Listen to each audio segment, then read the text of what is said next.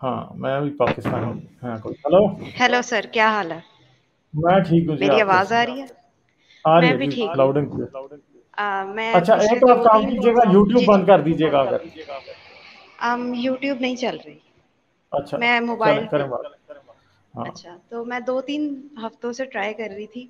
Haris sir से भी, आपसे भी। हुँ, लेकिन हुँ, चलें, कोई नहीं। I am a new atheist. Um, हुँ, एक एक महीने से हो गई हूँ। और ये सर कारनामा है हारिस सर का। हुँ, हुँ, हुँ, तो मुझे मतलब इतनी कोई इंटरेस्टिंग मेरी कहानी नहीं है, बस यही है कि हारिस सर की वीडियोस देखी और जो मेरे सवाल थे वो प्रॉपर, वो होता नहीं, तीर निशाने पर लग रहा था, वो ही हुआ था। हुँ। और ऐसे ही हुआ, फिर मैंने छोड़ दिया। शायद मैं आपको, पता नहीं, मेरी स्टोरी इतनी इंटरेस्टिंग नहीं है, लेकिन अगर मैं आपको ईमेल करूंगी, फिर देखेंगे आपने वो डालनी है या हाँ, नहीं। बिल्कुल, अगर आप अपनी स्टोरी बताना चाहती हैं तो ज़रूर मैं आपसे बात करना पसंद करूँगा। जी, जी। तो अच्छा, तो बाकी आप। ज़्यादा मैं आपको अपने बारे में तो नहीं बता सकती, बट ये बता सकती हूँ, अभी फ़िलहाल मैं पाकिस्तान में हूँ और आई एम अ 21 ईयर ओल्ड, और हुँ, अभी हुँ, पढ़ाई चल रही है। तो हुँ। पता नहीं आपकी बात हुई है किसी वुमेन्स मार्च पर, कोई ख़वातीन गई हैं, उस पे बात हुई है आप किसी हाँ, औरत की हाँ, जो वहाँ बिल्कुल। गई? अच्छा, हुई है? मेरी उस उनसे नहीं, उनसे ऐसी किसी अच्छा, खातून से बात नहीं हुई जो परफॉर्म मार्च मैं में। गई थी, अब मैं आपको उसके अंदर हुँ, की बात बताती हूँ। वहाँ पर जब मैं गई तो मैंने जितनी भी ख़वातीन से, मतलब मेरे एज के जितने भी लड़कियाँ थी, उनसे मैंने बात की, तो सब की सब, ऑलमोस्ट सब, एक नहीं, लेकिन सब की सब अपने पेरेंट्स को बगैर बताए आई हुई थी। मैं सर सिर्फ ये कहना चाहती हूँ कि इनके घरों में ये बैठे हुए हैं, मतलब हुँ, हम यंग जनरेशन, और इनको हुँ। कुछ नहीं पता। एकदम एक सैलाब आएगा और इन सबको लेके जाएगा ये। हाँ, लेट्स होप सो। मगर ये है कि हाँ, मुझे एक बात आपसे ज़रूर कहनी है कि सबसे जी, पहली बात आपकी सेफ्टी है। जी, जी, दूसरी बिल्कुल, बात ये है कि आपने अपनी एजुकेशन कंप्लीट करनी है, ज़िंदगी में जी, कुछ बनना है कि कोई आपके ऊपर आपको अपनी अपनी मर्ज़ी पे ना चलाए, आपकी आज़ाद मर्ज़ी हो। क्योंकि जी फाइनेंशियल सर, इंडिपेंडेंस और इमोशनल इंडिपेंडेंस जो है, वो इमोशनल इंडिपेंडेंस फाइनेंशियल इंडिपेंडेंस के साथ ही आता है। जी, जी। उसके बगैर नहीं आ सकता। तो इसलिए क्योंकि सबसे इम्पोर्टेंट बात ये है कि आप अपनी एजुकेशन कंप्लीट करें। हुँ, कुछ दोस्त हैं मेरे, उनको मैंने बताया था। तो हुँ, मुझे पता है, बिल्कुल मुझे उन पे ट्रस्ट है, लिबरल से हैं कुछ।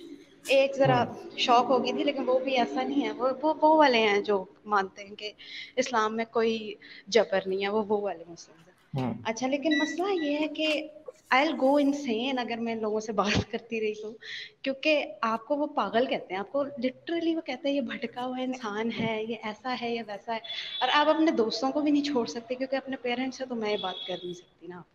तो हुँ, बिल्कुल बिल्कुल बंदा अकेला हो जाता है। मतलब हुँ, एथिज्म की वजह से अकेला नहीं होता, इस माशरे की वजह से अकेला होता हुँ। हाँ, है। तो एग्ज़ैक्टली इसका ये क्या बात है। कहेंगे? इसका क्या इलाज है? आपको अपने मतलब जैसे लोग मिलेंगे ज़रूर, मगर आपको सब्र से चलना होगा। हाँ जी, हाँ जी, ऐसा बिल्कुल। नहीं हो सकता कि आपको एक दिन में ऐसे लोग मिल जाएँगे बड़े आराम जी, से जी, और जी, आपकी ये तन्हाई एकदम खत्म हो जाएगी, ऐसे नहीं होगा। जी, मुझे पता स्लोली, है। स्लोली आप अपने आप को इंटरनेट पे भी एक्सपोज़ ना करें किसी को।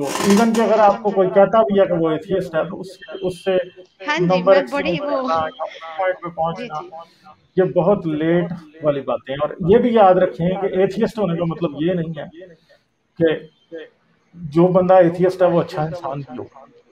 जी, जी, ये ज़रूर, ये अच्छे मुझे इंसान पता वाली है। कश्मकश उसके बाद शुरू होती है। कई लोग ऐसे भी हाँ मैंने जी। देखे हैं जो आज एथियस्ट हैं, मगर वो कोशिश नहीं कर रहे कि वो अच्छे इंसान हैं। हुँ। वो अपने आप को ईयर बाय ईयर प्रूव नहीं कर रहे। उनका वो बस जी, वो उनको मज़हब से छुटकारा इसलिए चाहिए था कि वो अपनी मर्ज़ी से सब कुछ कर सकें। गो के ऐसे लोग कम हैं, मैं ये नहीं कहूँगा कि सब ऐसे हैं, मगर जी, ऐसे जी। लोग भी हैं। तो हैं, बिल्कुल बड़ी हैं। एहतियात से चलें। ज़रूरी नहीं है अ आप कि अगर कोई आपको नज़र आए कि वो एथियस्ट है, तो आप कहें कि बस अब मैंने इसके साथ जो है, ये मेरा दोस्त बन गया, ऐसे नहीं। उसके जी, बाद जी, भी लोगों को बिल्कुल। उसके बिल्कुल, बाद। उसके बाद भी उसी तरह है ना, जिस तरह मुसलमानों में है, उसी तरह ही है। हुँ, अच्छा, तो मेरे पेरेंट्स जो हैं वो मतलब सुन्नी पैदा हुए थे, बट हुँ, मेरे पापा, मतलब उनकी ट्रांज़िशन हुई किसी और उसमें, हुँ, सेक्ट में, ठीक है? मैं उस वक़्त मतलब देखती थी कि अब मेरे पापा को क्या हो गया है, और मैं हुँ, उस वक़्त बड़ा डरती थी कि अब मुझ पे भी जो है हिजाब और इस तरह की चीज़ें, उस वक़्त मैं नमाज़ भी पढ़ती थी और उस वक़्त मैं वैसे थी कि बस मुसलमान पैदा हुई हूँ, ठीक है, नमाज़ें पढ़नी है, ठीक है, ये ऐसे। लेकिन जब मैंने अपने पापा को देखा ना कि वो सेक्ट चेंज कर सकते हैं और ऐसा भी हो सकता है, तो फिर मुझे रियलाइज़ हुआ हाँ यार, मतलब थोड़ा सा दिमाग से सोचने में कोई बुराई नहीं है। लेकिन फिर मेरे पापा जो थोड़ा सा रेडिकल हो गए थे, उसके बाद फिर उन्होंने, आपने सुना होगा उनका नाम, इंजीनियर मिर्ज़ा। हम्म। हाँ जी, तो अब मेरे पेरेंट्स जो हैं उसके डिवोटीज हैं, मतलब बहुत ज़्यादा डिवोटीज हैं उसके। और अब आप ये देखेंगे वो उसके डिवोटीज हैं और मैं यहाँ एग्नोस्टिक बैठी हूँ घर में। मगर ये है ना कि उसके डिवोटीज, मैं आपको म्यूट करूंगा क्योंकि लोग कंप्लेन कर रहे हैं एको का। उसके डिवोटीज से भी कई लोग हम तक आए हैं जो कि आज एथियस्ट हैं, ठीक है। तो ऐसा नहीं है कि उसके डिवोटीज के ऊपर जाके बात खत्म हो जाती है कि इंजीनियर अली मोहम्मद मिर्जा जो है ना वो आखिरी सीढ़ी नहीं है। लोग उस सीढ़ी को क्रॉस करके, गामदी से क्रॉस करके, मिर्जा से क्रॉस करके फिर मजहब को छोड़ भी देते हैं, ठीक हाँ है। जी, ऐसा होता है ऐसा। अब पहले मुझे वो बंदा बिल्कुल, मुझे ना एक वो था कि मौलवी तो होते ही रेडिकल है ना। लेकिन फिर मैंने उस बंदे की बातें सुनी, मुझे भी वो बंदा लॉजिकल लगता था कि जो हदीस किरतास है उस पर उसने बात की थी और भी बहुत सारी, मतलब वो शियों को बिल्कुल बुरा नहीं कहता, मुझे उसकी बातें ना अच्छी लगी थी। और वो ये भी बात करता है कि आप ये जो मौलवियों की किताबों में बोंगियाँ लिखी हुई हैं, लेकिन आप वो उसको कुरान पर अप्लाई नहीं करता या हदीसों पर अप्लाई नहीं करता।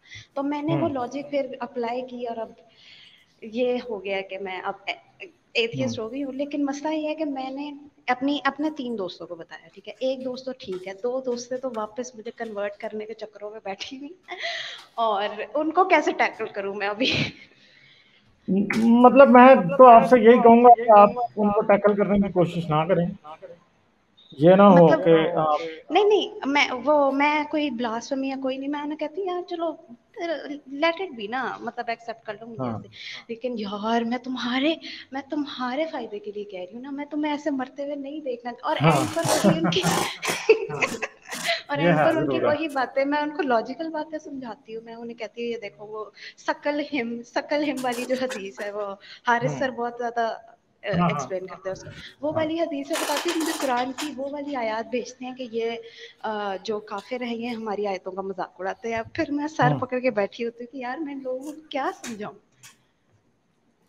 हम्म।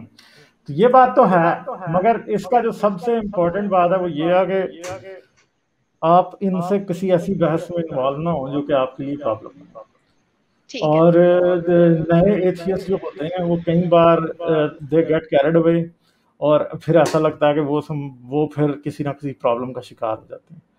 तो सबसे हाँ यार, मैं कुर्सी, आज भी मुझे कहा गया कि कुर्सी चेंज करो, मगर ये कुर्सी आज मैंने चेंज की है मगर ये भी आवाज निकाल रही है, ठीक है।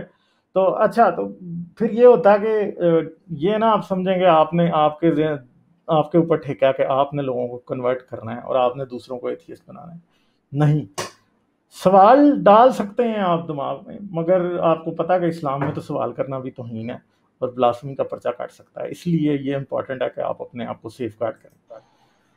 ठीक है सर, थैंक यू। और बस एक आखिरी चलें। बात पूछनी थी, एक बस आखिरी बात पूछनी थी। वो जो हज़रत आमना वाली हदीस थी कि हज़रत आमना को वो नहीं किया गया, माफ़ नहीं किया गया उनको, वो कौन सी हदीस है? वो मुझे मिल नहीं रही। वो मेरी किसी, मतलब किसी से है मेरा असल में, तो वो मुझे चाहिए। मैं ढूंढ रही थी, हारिस सर की भी वो वीडियोस में देख रही थी, आपके भी वीडियोस में हम्म। देख रही थी, एक दफ़ा मुझे मिली थी हम्म। लेकिन उसके बाद मुझे वो मिल नहीं हम्म। रही, उसका रेफरेंस भी नहीं मिल रहा।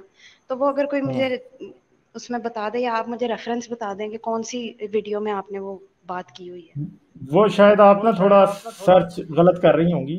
मैं आपको बताता हूँ, वो हदीस ऐसी है कि रसूल अल्लाह माँ की कब्र पर गए थे मगर दुआए मगफरत नहीं की थी, और रीजन ये बताई थी कि वो काफिर हैं, इसलिए मैं उनकी काफिर के लिए एक नबी कैसे दुआए मगफरत कर सकता है। ये बात है, ठीक है। तो अब ये चलिए हदीस आपको देखनी पड़ेगी, कहाँ है मैं देखूंगा, मैं निकाल के आपको भेज दूंगा, आप मुझे ईमेल कीजिएगा, फिर लेकिन मैं मुझे आपको ये भेज। बात समझ नहीं आई कि वो तो काफिर थी ना, ठीक है, लेकिन वो तब मरी थी जब इस्लाम आया ही नहीं था। तो फिर तो वो फितरी इंसान हुई ना, फिर तो उनको जन्नत में ही जाना चाहिए। वो वाली लॉजिक नहीं, फिर वो काफिर, उस तरह वाली काफिर कैसे हो सकती? उनके लिए तो फिर दुआ की जा सकती है। नहीं, मगर रसूलुल्लाह ने नहीं ना की दुआए मगफरत, तो वो यही समझते थे कि वो वाकई जहन्नम में ही जाएंगी। मगर एक बात है कि वो, अगर मुसलमान ये भी कहते हैं कि जो नेचुरली दीन था, यानी कई जगहों पर यह भी लिखा है कि वो हनीफ थे, और हनीफ का जो रिलीजन है वो भी दीन हनफी जो है वो भी इस्लाम से पहले एग्जिस्ट करता था। जैसे एक बंदा था हारिस, वो जैद करके नाम था उसका, वो पहले दीन हनफी का था। तो इनकी अपनी तारीख में थोड़ा सा झोल ज़रूर है, मगर वो देखना पड़ेगा। मगर रसूल अल्लाह ने बस अपनी माँ की मगफरत नहीं की थी, मगफरत की दुआ नहीं की थी, ये हदीस मौजूद है। ये देखना पड़ेगा मुझे, मैंने देखी हुई है, मगर मैं ठीक अभी है, आपको रेफरेंस नहीं बता पाऊंगा। हाँ, ओके, तो अगर ठीक है, आप इस कोई तरह सर्च करेंगी ना नहीं, कि ठीक है, मैं कर लूंगी। When thank you prophet sir. Went to his mother's grave, तो आपको मिल जाएगी। ठीक है, चले ठीक फिर, है, ठीक है, thank you, thank you. Thank you, okay bye.